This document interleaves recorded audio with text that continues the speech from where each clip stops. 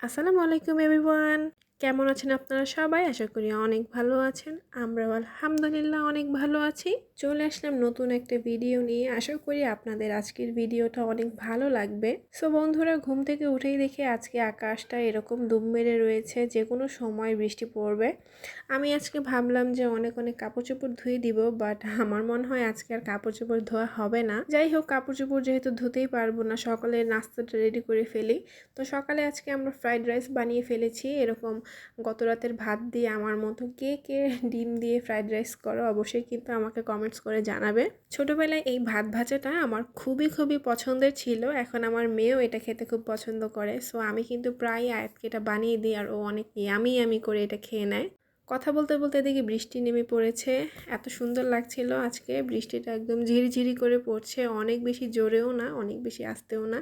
খুবই সুন্দর লাগছে দেখতে। এরকম বৃষ্টিতে কিন্তু ভিজতে খুব মজা লাগে, কিন্তু আমার তেমন একটা ভেজা হয় না, যেহেতু আয়াত অনেক ছোট। আমি ভিজতে চাইলে ও ভিজতে চায়। যাই হোক, রান্না বান্নার প্রিপারেশন নিয়ে নিচ্ছিলাম। আমি এখানে করল্লা কেটে রেখেছি, আর ভাবলাম আজকে আমি ধুন্দুল দিয়ে চিংড়ি মাছের একটা পাতলা ঝোল করব, আর এদিকে ডালও রান্না করব। সো ডালটা সেদ্ধ হয়ে গিয়েছে প্রায়। ডালটাকে আমি ঘুটে নিচ্ছিলাম। এখানে আমি লবণ, তারপরে হলুদ, কাঁচামরিচ দিয়ে নিয়েছি। এরকম পাতলা ডাল খেতে কিন্তু আমাদের বাসার সবাই অনেক পছন্দ করে, আর আমি আমরা দিব ভেবেছি।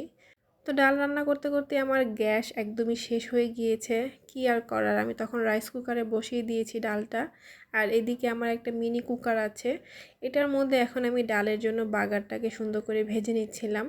যেদিন আমি ভাবি যে আজকে একটু মজা করে কিছু রান্না করব, ওই দিনে আমার গ্যাসটা শেষ হয়ে যায়। আর আজকে যেহেতু বাহিরে প্রচণ্ড বৃষ্টি, সো গ্যাস তো এখন আনতেই পারবো না। বৃষ্টি থামবে, তারপরে গ্যাস আর কি আমাকে দিয়ে যাবে। সো কি আর করার, কষ্ট করে আজকে এভাবেই খেতে হবে, কিছুই করার নেই। তবে এই মিনি কুকারটা আমার অনেক অনেক কাজে লাগে। এটাতে আমি সব কিছুই রান্না করতে পারি। আমি এই কুকারটা একটা অনলাইন পেজ থেকে নিয়েছিলাম, খুবই ভালো, প্রাইসটাও অনেক কম ছিল। সো ডালের বাগার দেওয়া হয়ে গেলে কিন্তু আমি এখানে করলা ভাজি বসিয়ে দিয়েছি। তো ভাজিটা আমি এত চিকন চিকন করে কাটি নেই আজকে, একটু মোটা মোটা করেই দিয়েছি। তো ভাজি হতে হতে আমি ভাবলাম যে বোতলের মধ্যে পানি ভরে ফেলি। খাওয়ার পানি শেষ হয়ে গিয়েছিল এই জন্য। তো আমি এরকম সুন্দর করে অনেকগুলো বোতলের মধ্যে, জগের মধ্যে পানি ভরে রেখে দেই। তারপরে দুপুরে খাওয়া দাওয়া করে কাজকর্ম শেষ করে সন্ধ্যার দিকে আমরা টিভি দেখতেছিলাম, আর বসে বসে যে আম্মু যে আমের নিয়ে সেটা খাচ্ছিলাম। আয়াতের তো এটা নাকি অনেক অনেক পছন্দ হয়েছে। আমার মেয়ে মিষ্টি তেমন একটা পছন্দ করে না, বাট তার এই মিষ্টিটা খুব ভালো লাগছে। তো আমরা টিভি দেখতেছিলাম আর খাচ্ছিলাম, ভালোই লাগতেছিল। আর এখনও গ্যাস দিয়ে যায়নি, এই জন্য আমি এখনও রাতে কিছুই রান্না করতে পারিনি। আর চাও বানাইনি আজকে, কিছুই খাওয়া হয়নি। টুকিটাকি যা আছে ঘরে সেগুলোই খাচ্ছিলাম। আর আমার মেয়ে এখানে কি খাচ্ছে সেগুলো দেখাচ্ছে আপনাদেরকে। তো সন্ধ্যায় খাওয়া দাওয়া করে আমি আয়াতকে একটু পড়তে বসিয়েছি, কিন্তু আমার মেয়ে তো পড়তেই বসতে চায় না। সে শুধু ছবি আঁকবে, ছবি আঁকতে সে অনেক অনেক পছন্দ করে। ইদানিং সে একটা কিছু দেখে সেটাকে কপি করে একটু একটু আঁকা শিখেছে, এটা নিয়ে সে অনেক এক্সাইটেড। আর আমি অনেক সময় একটা ছবি এঁকে দিলে সেটাকে সে সুন্দর করে পেন্টিং করতে পারে। এখন কি হয়েছে আল্লাহ জানে, এই যে দাগাদাগি করতেছে, মাথা মনে হয় খারাপ হয়ে গেছে। যাই হোক, আর এই যে একটা ছোট্ট অ্যাকোরিয়াম দেখতে পাচ্ছ, এটা হচ্ছে আমার লাইফের প্রথম অ্যাকোরিয়াম। যখন আমি ছোট ছিলাম, লাইক আমি যখন কলেজে পড়ি, এটা কত সালের কথা, 2015 সালে এটা আমি কিনেছিলাম। তো আমি যখন ঢাকায় চলে যাই, এটাও ঢাকায় রয়ে গিয়েছিল, আমি আর আনি নাই।